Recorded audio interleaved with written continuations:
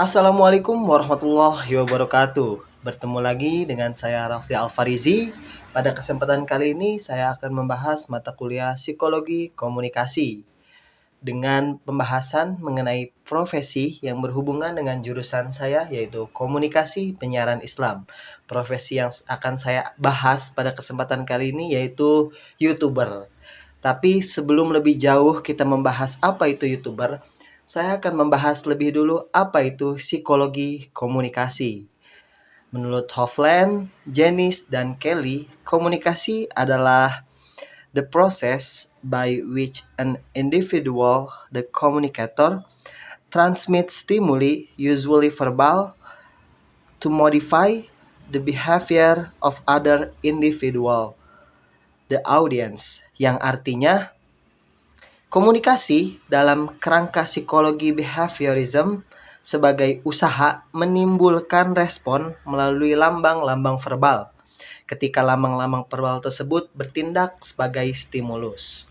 Psikologi juga membagi komunikasi menjadi 3 macam. Pertama, pada penyampaian energi dari alat-alat indera kepada otak. Kedua, pada peristiwa penerimaan dan pengolahan informasi.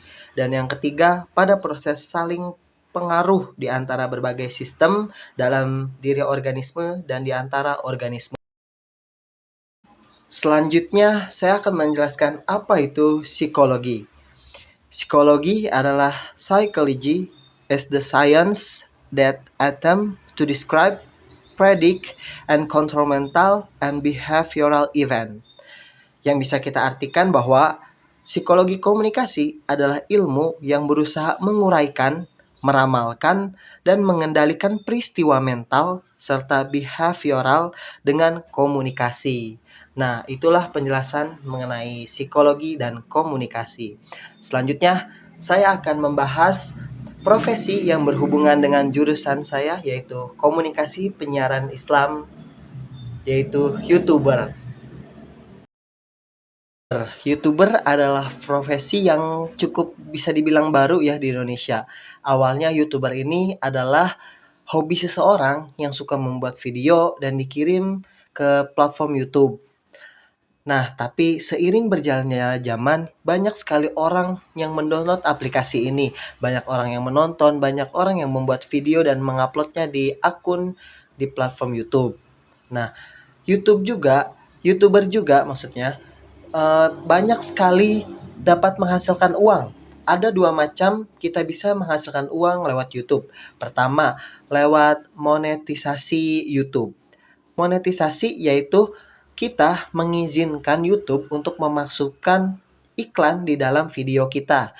Jadi ini secara bebas YouTube memasukkan iklan di dalam konten yang kita buat di akun YouTube kita. Nah, yang kedua, penghasilan lewat YouTube yang bisa didapatkan lewat endorse atau brand deal kerjasama antara YouTuber dengan brand-brand yang ingin bekerja sama. Yaitu ini dalam artian kerjasama, jadi tidak otomatis dimasukkan ke dalam video. Jadi harus adanya brand deal terlebih dahulu, seperti sebuah produk ingin dimasukkan ke dalam video. Nah, itulah penghasilan yang bisa didapatkan dari YouTuber. Mengapa saya mengangkat profesi YouTuber ke dalam pembahasan sekarang? Karena YouTuber sangat bersangkutan dengan prospek kerja jurusan saya, yaitu Komunikasi Penyiaran Islam. Karena di Komunikasi Penyiaran Islam, kita diharuskan menguasai 3 ranah. Pertama ada iklam, kedua ada khitobah, ketiga ada kitabah. Dan sebagai YouTuber juga harus menguasai 3 ranah itu. Pertama adalah kitabah, di mana sebelum membuat video, YouTubers juga harus membuat naskah. Naskah yang ditulis untuk direalisasikan sebagai video. Kedua adalah khitobah, yang mana seorang YouTuber juga harus jago broadcasting, ngomong di depan orang, ngomong di depan kamera. Dan yang ketiga ada iklam. Seorang YouTuber juga harus menguasai sosial media dengan baik dan benar agar YouTube-nya bisa berkembang dan banyak subscribe-nya. Selanjutnya, saya akan menyangkut pautkan psikologi komunikasi dengan profesi yang saya angkat pada pembahasan kali ini, yaitu YouTuber. Pertama ada karakteristik manusia komunikan. Salah satunya adalah kebiasaan. Kebiasaan adalah komponen konatif dari faktor sosiopsikologis terdiri dari kebiasaan. Ini adalah komponen yang dilakukan terus-menerus oleh pribadi manusia untuk mencapai suatu tujuan. Jadi dilakukannya pekerjaan ini secara berulang-ulang untuk mendapatkan sebuah tujuan hal yang positif. Nah, ini bisa kita sangkut pautkan dengan profesi YouTuber, di mana YouTuber juga harus mempunyai prinsip yang eh, kebiasaan. Jadi kebiasaan itu harus terbiasa mengupload video, kebiasa harus membuat konten agar followers di YouTube itu semakin banyak dan penontonnya semakin banyak. Nah, selanjutnya pembahasan mengenai sistem komunikasi interpersonal. Sistem komunikasi interpersonal. Salah satu pembahasannya ada mengenai pengaruh faktor-faktor personal pada persepsi interpersonal. Saya mengambil tokoh yaitu Atta Halilintar, seorang YouTuber terkenal di Indonesia. Satu pembahasan mengenai pengaruh faktor-faktor personal pada persepsi interpersonal adalah motivasi. Motivasi adalah serangkaian sikap dan nilai-nilai yang mempengaruhi individu untuk mencapai sebuah tujuan. Jadi, Atta Halilintar ini bisa kita simpulkan ya mempunyai motivasi yang tinggi bahwa dia adalah seorang anak pertama dari 13 bersaudara. Jadi motivasinya sangat tinggi untuk menjadi contoh yang baik untuk adik-adiknya. Semua adik-adik Atta Halilintar mempunyai akun YouTube. Tetapi yang subscribernya banyak ya tentu Atta Halilintar. Maka dari itu Atta Halilintar mempunyai motivasi yang sangat besar untuk bisa memotivasi adik-adiknya. Dan juga di dalam konten-konten yang dia buat, ia mempunyai motivasi untuk membuat kebaikan untuk para penontonnya. Selanjutnya, pembahasan mengenai sistem komunikasi intrapersonal. Komunikasi intrapersonal. Komunikasi ini adalah proses di mana mental kita merangkai stimulasi menjadi menonjol dalam kesadaran kita. Dan di dalam pembahasan ini ada dua faktor, yaitu faktor eksternal dan faktor internal. Faktor eksternal adalah saya mengangkat pembahasan mengenai kebaruan atau novelty, yang dimana kita harus selalu ingin mempelajari hal-hal baru, hal-hal yang luar biasa dan hal-hal yang menarik. Seperti Bang Atta Halilintar tadi yang kita bisa sangkutkan dalam pembahasan ini, bahwa Bang Atta itu mempunyai hal yang unik seperti jargon dia Asyap. Itu mengingatkan kita atau mengingatkan penonton bahwa ingin terus mengingat Bang Atta karena mengingat jargon tersebut.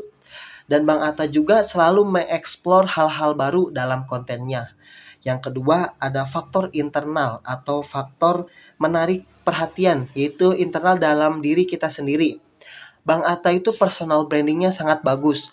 Jadi dia tadi mempunyai branding yang jargon dia tadi, dan juga branding dia itu seperti mempunyai merek baju, merek celana, dan merek outfit yang lainnya yang membuat kita setiap mendengar Atta Halilintar pasti ingin menonton channel YouTube-nya. Selanjutnya pembahasan mengenai sistem komunikasi massa. Sistem ini adalah efek kehadiran dari media massa. Dari buku Jalaluddin Rahmat halaman 274, teori McLuhan disebut teori perpanjangan alat indera, menyatakan bahwa media adalah perluasan dari alat-alat indera manusia. Telepon adalah perpanjangan dari telinga, dan televisi adalah perpanjangan dari mata. Kita juga bisa sangkut pautkan pembahasan ini dengan pekerjaan YouTuber tadi, yang mana seorang YouTuber memang harus bisa memanfaatkan media massa yang ada, khususnya media sosial YouTube. Karena zaman sekarang itu sangat cepat, perkembangannya juga sangat cepat, maka seorang YouTuber juga harus bisa memanfaatkan keadaan yang ada. Seperti membuat konten yang memang sedang trending hari ini, kita harus berpikir cepat untuk membuat konten tersebut.